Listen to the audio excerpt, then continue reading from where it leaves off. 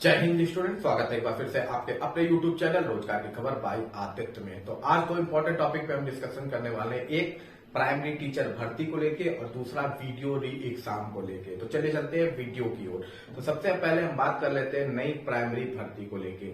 नई प्राइमरी भर्ती में एक नई रिपोर्ट जारी की गई है। गवर्नमेंट की तरफ से ये कहा जा रहा था कि हमारे पास पर्याप्त टीचर हैं। कभी वो शिक्षा मित्र को ऐड कर लेते हैं टीचिंग में, तो कभी कह देते हैं कि हमारा रेशियो इक्वल चल रहा है। पर सच्चाई जो रिपोर्ट में आई है, जो पब्लिश की गई है, उस रिपोर्ट में जो सच्चाई है वो काफी शॉकिंग है कि स्कूल में लगभग 26,722 ऐसे स्कूल हैं। 26,722 ऐसे स्कूल हैं जहां एक भी टीचर नहीं है, जीरो टीचर। 26,722 स्कूल में जीरो टीचर हैं। हम क्वालिटी ऑफ एजुकेशन की बात करते हैं, ये हमारा फंडामेंटल राइट है कि 0 से 14 साल के बच्चों को आपको एजुकेशन कंपलसरी है, और क्वालिटी ऑफ जो एजुकेशन है वहां पे टीचर ही अवेलेबल नहीं है। ये 26,722 डेटा दी गई है, रिलीज हुई है, बकायदा ऑफिशियली रिलीज की गई है, कहीं हवा में बात नहीं हो रही है। ये डेटा है, गवर्नमेंट पता नहीं कहां पे अपने टीचर को अवेलेबल करा के रखी हुई है कि इतने स्कूल में तो आपके टीचर है ही नहीं। अभी बहुत से स्कूल ऐसे होंगे जहां पे 10 टीचर की जरूरत होगी तो 2 टीचर होंगे, 5 टीचर की जरूरत होगी तो 1 टीचर होगा। अभी वो तो है ही। ऐसा है क्यों? ऐसा ये है क्योंकि 2019 की भर्ती आपकी लटकी ही रही। 2018-19 की भर्ती आपकी अभी तक लटकी हुई है, अभी तक इसका क्लियरेंस नहीं है। अभी नई लिस्ट आएगी। नई भर्ती सुपर टेट की अभी तक कंडक्ट नहीं हुई, उसके बाद से एक भी भर्ती आई नहीं, एसटेट की भर्ती। तो इसीलिए बच्चे कॉन्टिन्यूअस मांग कर रहे हैं, बच्चे धरना पे बैठे हुए हैं कि आप नई सुपर टेट की भर्ती को निकालिए। लगभग 51,112 भर्ती को निकालिए ही निकालिए भाई। रूल देखिए, ऑलरेडी मैंने पहले भी बताया, प्रीवियस वीडियो में बताया कि जो भर्तियां खाली है ना वो 1.5 लाख से ऊपर है। 1.5 लाख से ऊपर भर्ती खाली है, ठीक है। और स्थिति ये है कि 26,722 में तो टीचर ही नहीं है। पता नहीं कहां से गवर्नमेंट बता देती है कि हमारे पास इतने टीचर है, हमारा रेशियो एकदम इक्वल चल रहा है।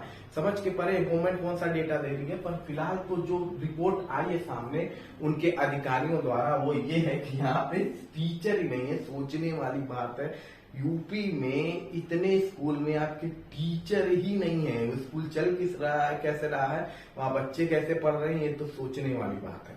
चलिए चलते हैं अगली इंपॉर्टेंट अपडेट की ओर। तो यहाँ पर देखिए इंपॉर्टेंट ये भी है कि अब आपको 51,112 की जो ये भर्ती है ना, ये जल्दी आपको देखने को मिलनी भी चाहिए। रिपोर्ट तो आ गई आपके सामने जीरो टीचर की। अभी ऐसे और भी स्कूल होंगे जहां टीचर की कमी होगी, जितने टीचर चाहिए उतने हैं नहीं, ठीक। 2019 का लिस्ट ऑलरेडी मैंने समझा दिया है कि क्या कट ऑफ जा सकता है और किसके चांसेस है कट ऑफ में। देखिए वहां एक चीज और इसमें इंपॉर्टेंट है कि कुछ लोग कह रहे हैं सुपर टेट में 100 है, ओवरऑल 65 है, तो क्या हो पाएगा नहीं हो पाएगा।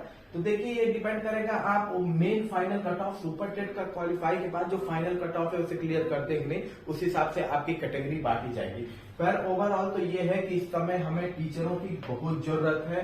तो सरकार को से जल्द ये वाली भर्ती जो है ये तो पूरी करनी चाहिए, और नई भर्ती भी जल्दी आपको देखने को मिल सकती है।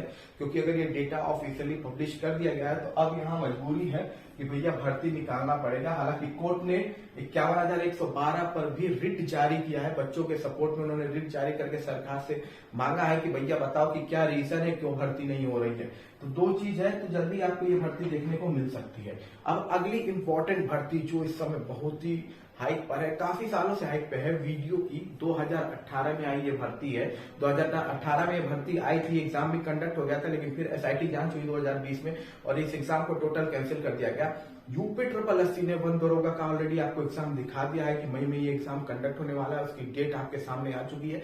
अब बच्चा केवल एक यही है, वीडियो री एग्जामिनेशन जो है, और ये भी आपको जल्दी देखने को मिलेगा। क्योंकि सुनने में ये आ रहा है कि यहाँ पे भी एजेंसी से बात चल रही है, 1 या 2 एजेंसी से लगभग बात चल रही है एग्जाम कंडक्ट कराने के लिए। तो देखिए चूंकि ये सत्र तो खत्म हो गया मार्च फाइनेंशियल ईयर, अप्रैल में अब इस पर मीटिंग बैठेगी और फैसला लिया जाएगा। तो ये एग्जामिनेशन आपका लगभग जो एग्जामिनेशन की डेट ऑफ एग्जामिनेशन है ना, ये मान के चलिए आपका 25 मई से ये एग्जामिनेशन हो सकता है 20 जून के अंदर, 25 मई से 20 जून के अंदर। और मैं बात कहूँ आपको कि ये जून के स्टार्टिंग वीक में होने के सबसे ज्यादा इसके चांसेस है।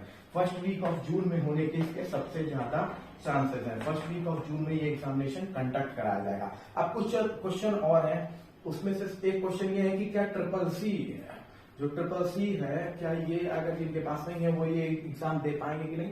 देखिए कोई भी कंप्यूटर का कोर्स है, अगर आप बीटेक में भी 1 साल आपने कंप्यूटर का कोर्स किया होगा या कोई भी कंप्यूटर कोर्स, तो वो अलाउ है ट्रिपल सी के अलावा। ट्रिपल सी के अलावा आप कोई भी कंप्यूटर का नॉलेज लिए हुए 1 ईयर का, चाहे डिग्री है चाहे डिप्लोमा है, और चाहे बीटेक में 1 साल या किसी भी बीसीए एमसीए या किसी भी बैचलर डिग्री में 1 साल आपका कंप्यूटर ऐसा कोर्स रहा है, तो आप ये एग्जामिनेशन दे सकते हैं। अब ये पूछा जा रहा है कि पिछली बार जो बच्चों ने एग्जामिनेशन नहीं दिया था, क्या वो एलिजिबल है इस बार के एग्जामिनेशन में।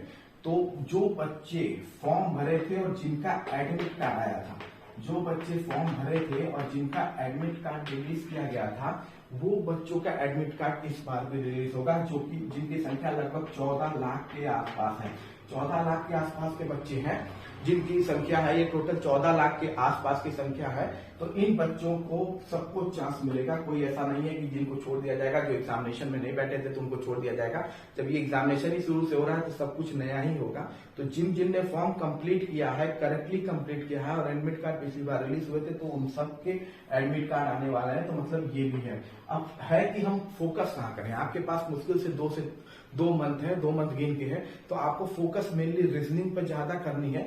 क्योंकि देखिए एक इंपॉर्टेंट चीज और जान लीजिए, क्योंकि इसमें सीधे जो नेगेटिव मार्क्स होता है ना, हाफ वो है, तो 1/4 नहीं होता, इसमें हाफ होता है नेगेटिव मार्क्स, इसको सबसे कम बना देता है, यानी सीधे आपका 1 नंबर कट जाएगा 2 में से।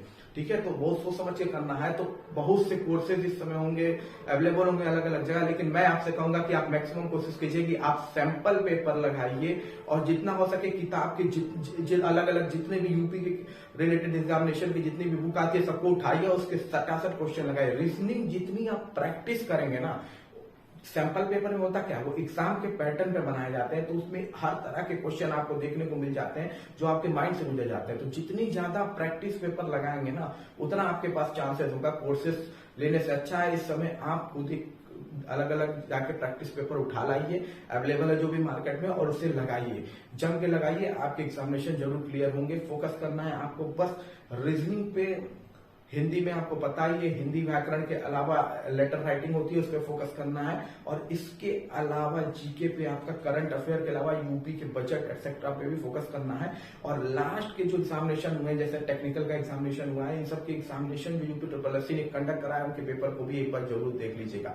ठीक है, बाकी इधर उधर जहां आपको कोर्सेस लेने हैं ले लीजिएगा, लेकिन मैं तो ये कहूंगा कि आप प्रैक्टिस पेपर लगाइए, उससे बढ़िया चीज कुछ भी नहीं है। बाकी किसी अपडेट के लिए मेरे चैनल को लाइक और सब्सक्राइब जरूर कीजिए। जय हिंद, जय भारत।